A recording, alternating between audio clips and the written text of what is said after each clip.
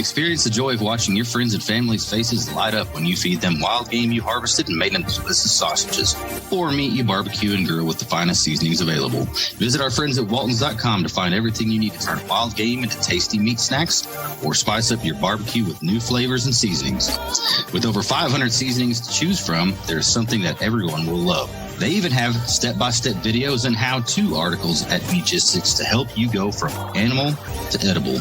Use coupon Rangers15 at checkout. Save 15% on your first order at waltons.com. Waltons, everything but the meat. This is Taylor Hearn of the Texas Rangers, and you listen to the Ranger Report podcast. The Ranger Report. Yeah, the Ranger Report. You want the inside scoop? Listen to the Ranger Report. Oh, here we go.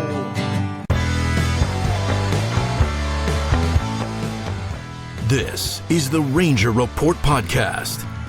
News, insights, predictions, interviews, and information about the Texas Rangers from the major leagues to the minor leagues. And now, here are your hosts, Ben Dieter and CJ Berryman.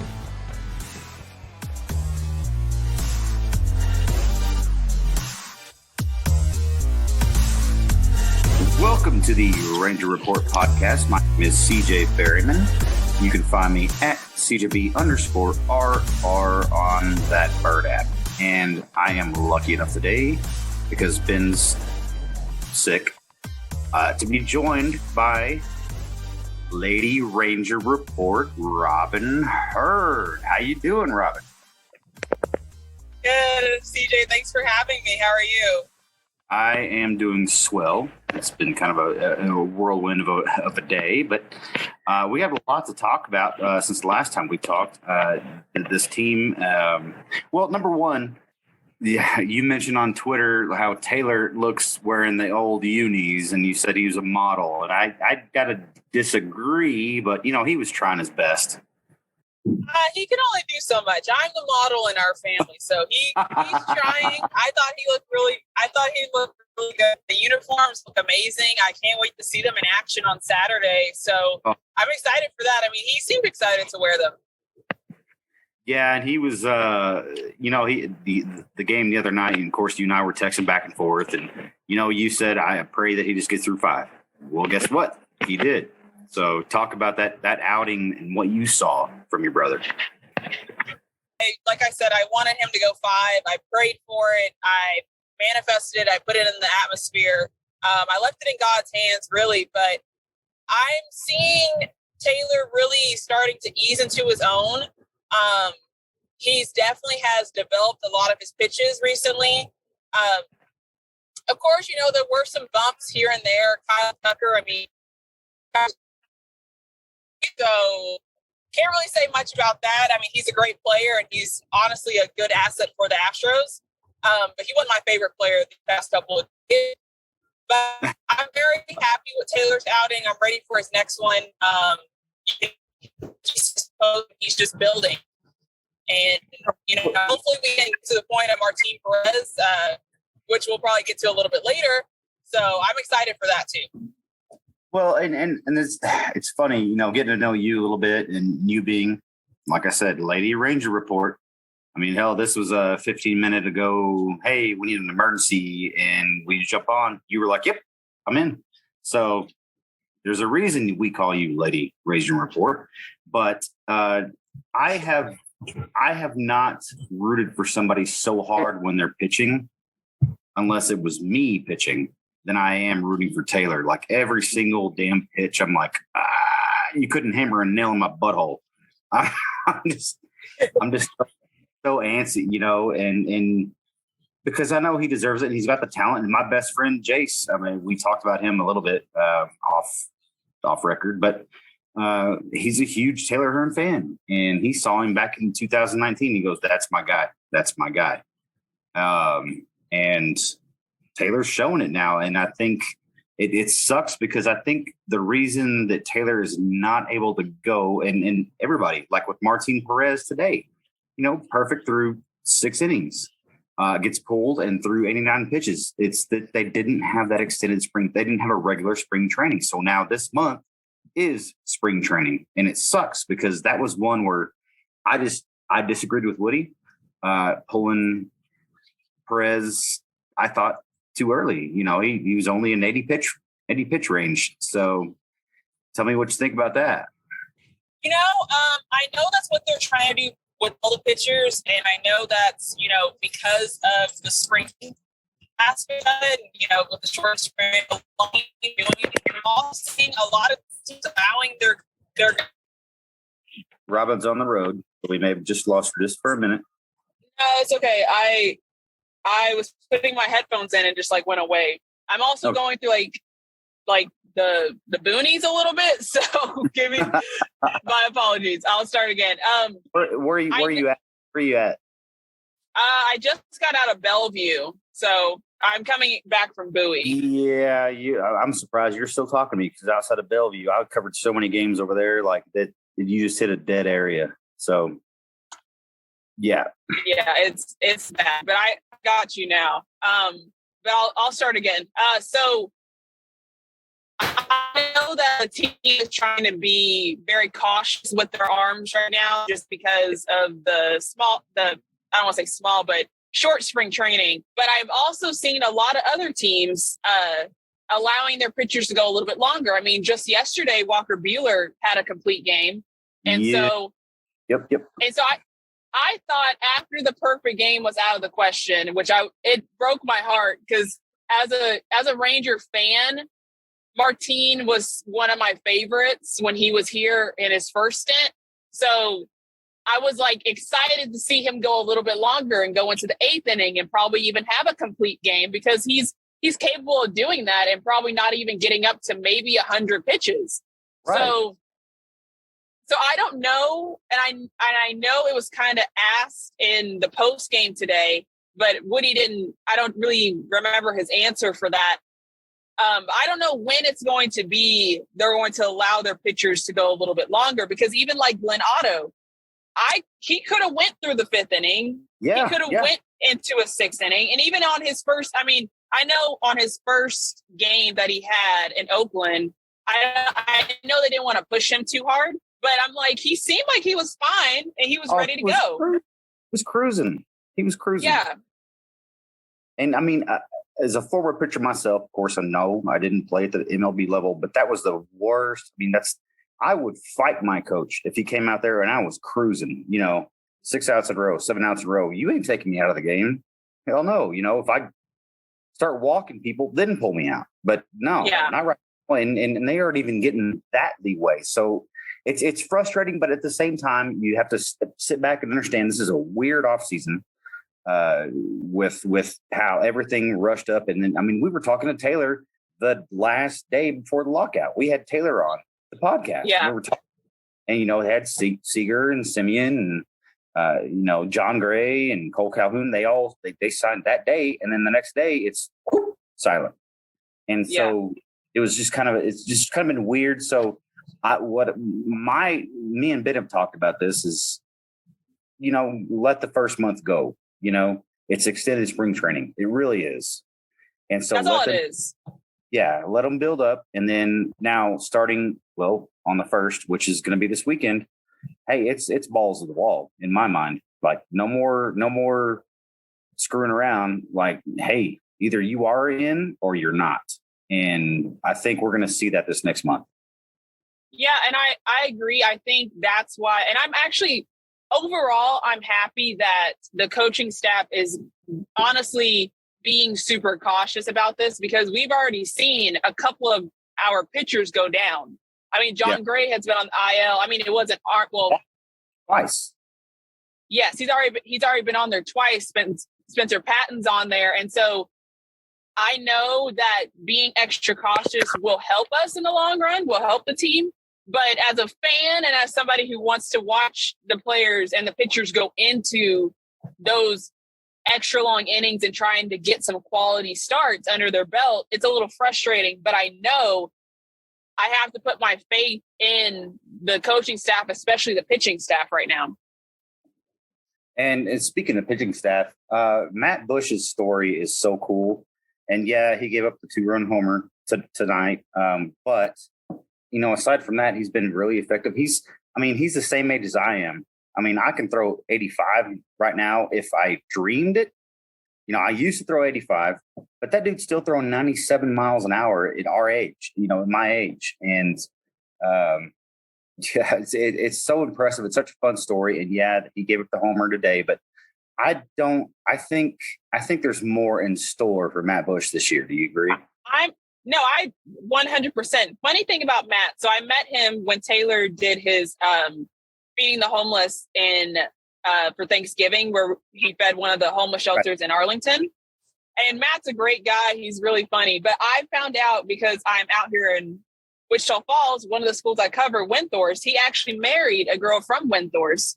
And he comes out to Windthorst in the off season. So that was a fun little tidbit I found out. And I was like, wow, I didn't even know that. But honestly, Matt, I feel like, is going to be one of the best assets for this bullpen.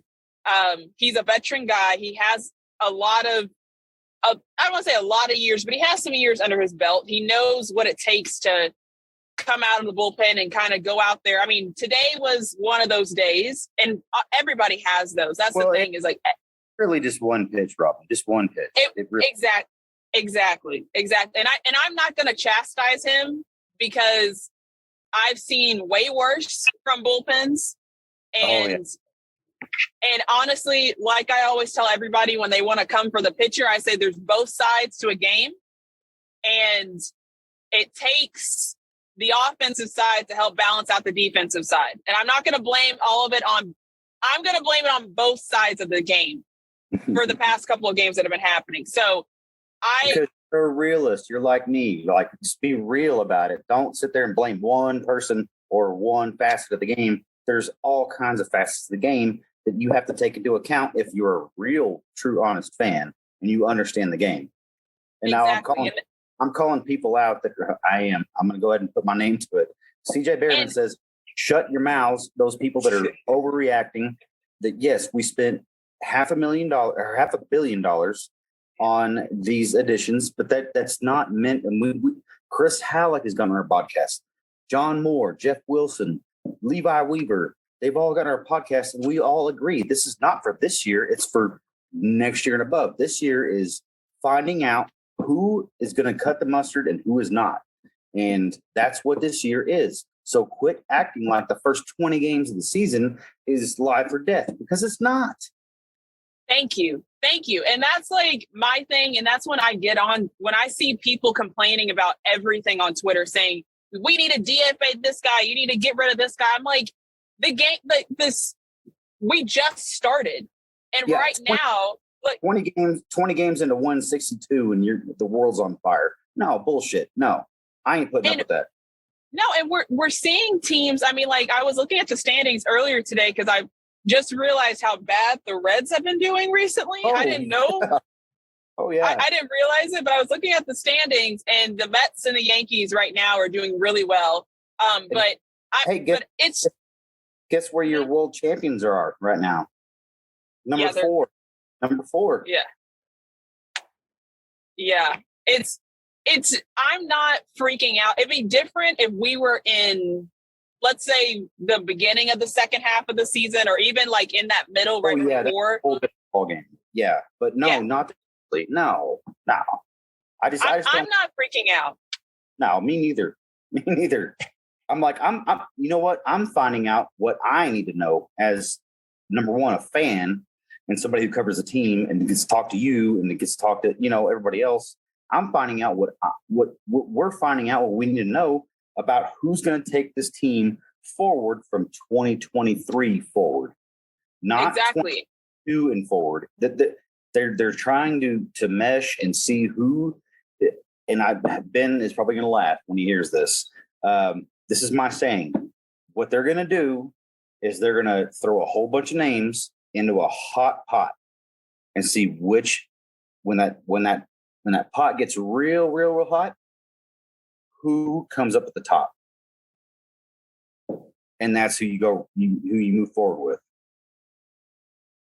Yeah, and I've already seen people saying that they need to bring up this guy. They need to bring up this guy. And I'm just like Major League Baseball season has started, minor league started at the same time. These guys are not ready for this big stage yet. I'm excited to see. I know we're going to talk about this a little bit later. I don't want to push into it, but I'm excited to see some of these faces that should make it to the club at least by the end of the season. But I just think we all need to take a chill pill. And I think, honestly, I have a good feeling about this team. And I think we're going to look back at this first month of the season and laugh. I agree with you. I completely agree with you. And we're going to get into some of those arms down in the minors. But first, Nathaniel Lowe is turning into exactly, and you and I and Ben talked about this before the season, like this guy has, if he's protected in the lineup, this guy has the ability to hit over 300, hit around 20, 25 home runs, and be a nuisance to play. And that's exactly what he's doing right now. I'm very excited for Nathaniel. Like we mentioned earlier, I had him as my sleeper. Honestly, he is the guy I feel like we all need to watch for. I don't know what it is about him. I don't know if it was the skinny jeans that he was wearing that Brad Miller had a chance to wear. Yeah. I don't know if it was those jeans. I don't know exactly what it is with Nathaniel this season, but I feel like he's going to be our breakout, just like Adolis was last year. I have a feeling that this is going to be a great year for Nathaniel. And I think it's going to be an even better year for Adolis because I've even tweeted it out. He's been coming in clutch quite often so far. And I mean, we can argue with this one. Yes. I will argue with you on today if you want to argue. No, today I understand. Today I was a little disappointed at his last at bat, but because Nate Lowe had just worked a hard walk and then they put Eli White in. I'm like, give him a chance to steal second and then take some pitches. And he swung at the first pitch and just weakly grounded it out. I mean, game was over. And I'm like, God, I mean, just take a pitch. Take one. I know. That was not the clutch Adolis, but I think he has shown that he can, work good at bats so far. And I'm excited to see how he can work on his approach and still get some good at bats later on in the season. Because he's been facing some pretty dominant pitchers recently. So that's true. True. Yeah, but Nathaniel, I'm very impressed with, and I think he should be the guy that Ranger fans start to love. He has a great personality, as we've already been able to see with the traveling pants. But and I think he's going to be really good at the plate and at first base. Yeah, no, I'm with you. I mean, I was one. I mean, everybody's talking about, and Ben was one of them. I'm going to call Ben out right here, saying they might trade Nathaniel Lowe for somebody. I'm like, no, he's not going anywhere, bro. That was his first full season last year, and let's face it, let's be realistic about it. That was a crappy ass lineup that we had last year, especially after we traded Joey Gallo. And so you had Adolis and you had Nathaniel Lowe. Those were your two hitters, and with all due respect to, Jonah Heim, and Jonah Heim had a streaky stretch and he was fantastic for a while, but the consistency is not there. I think Nathaniel Lowe can be that consistent pain in the ass to the pitchers. That's the way I'm going to put it. Is that a good way to put it? That's a good way to put it. I wouldn't use those actual words, but honestly, I would say you wouldn't, but I'll use them for you. I would say the same. I think Nathaniel is just, in a sense, going to be that guy that in your lineup, when you see him coming up and he's in the hole or he's on deck, that I would be excited and kind of be able to breathe a little bit and say, okay, Nathaniel should be able to work these pitches really well, get a good at bat, probably give us a single. If he can get a double, be perfect. If it comes to runners in scoring position, the one person I would want at bat coming up would probably be Nathaniel, for sure. Yeah, and I agree completely with you. And that's talking about, even having Seager up there. Right now, I would not take anybody over Nathaniel Lowe. at all in a clutch situation at all, even over Seager. That's my opinion, and I think you're nodding your head. You're kind of agreeing. I agree. I think just from what we've seen in month one so far, which is even crazy that it's been a month. I would say, yeah. And I would say, out of, if we were to give awards at the end of the month, I would say Nathaniel would probably be my hitter of the month and somebody that I would definitely push up in the lineup a little bit. Sorry, I'm getting notifications. It's NFL draft time. So that's always fun. I'm waiting for the Cowboys pick. So, don't even get me started on that. Yeah, no. That's a whole, we could sit here and talk for 30 more minutes on that. So, yes. So focusing on the Rangers. Now, when the draft pick happens, I might be blowing up your phone and saying, "Oh, got it," or going, "Oh, crap." We get, that wasn't who I was looking at. And I'm not going to. There's 6 different players. Okay, here we're going. We're going now. There's 6 different players that I think the Cowboys get where they're sitting. They don't have to move, but if they want to get a receiver to go next to CeeDee Lamb, they're going to have to move up. That's just my opinion, and we're leaving it there. Yeah, I agree with that. You give me your opinion, and then we'll move back to Rangers. I think the Cowboys need to go O-line here because they're missing some key. Get a guard. Yeah, they need a guard, and they need one badly. And I've already analyzed who I think they should get. If Zion Johnson is on the board, or if Zion Johnson, or a yes. center. Well, and this is why I think Zion Johnson would be one of the best because he's played at both positions equally. Right. But will he be there? Probably not. But so if that's the case, don't be surprised. See, there's so many scenarios, and I've done mock drafts and all this crap. Don't be surprised if they trade back and they take Tyler Linderbaum. I can see that. Yep. And that's actually, they did the same thing last year. They traded back and they got Michael Parsons, which is fantastic. That dude's a monster. That's been one of the best picks they've made in a long time. Since, to be honest, since Tyron Smith, they passed up on Joey Bosa and took Tyron Smith, and guess what? He's going to the Hall of Fame. I know. All right, let's talk about minor leagues.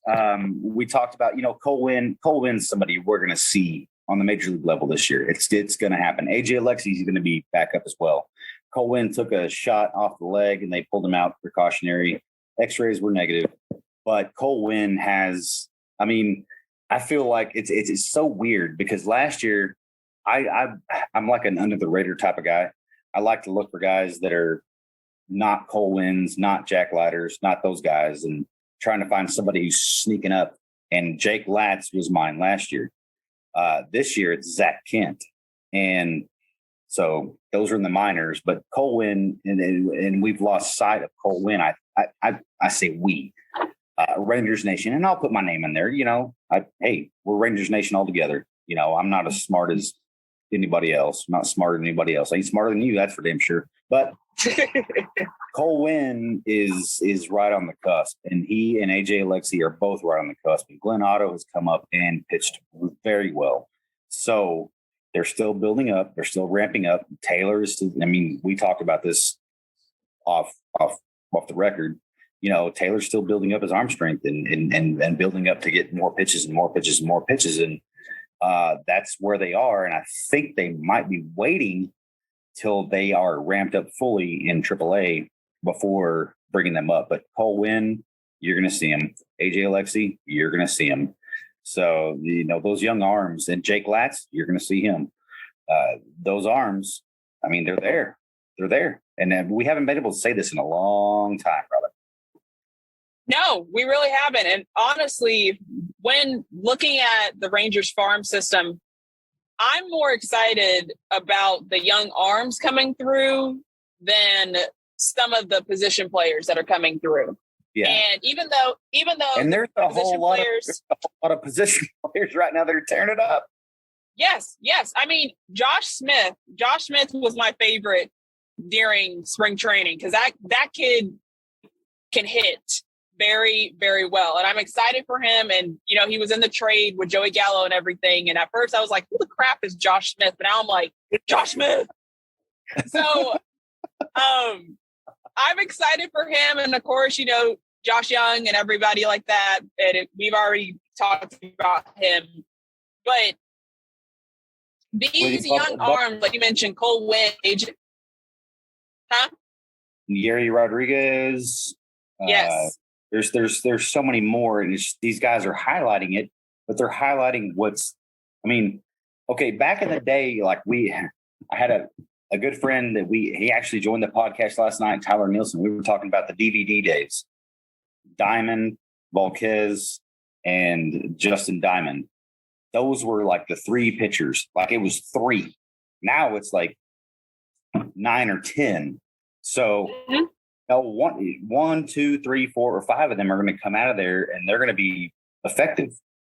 And that's why I keep telling people, like, just wait, patient, you know, the Cole Wins, the Jack Leiters, the Jake Latzes, and we're going to have, you know, 2 relievers come back. Jose Leclerc, he's going to come back. Jonathan Hernandez back.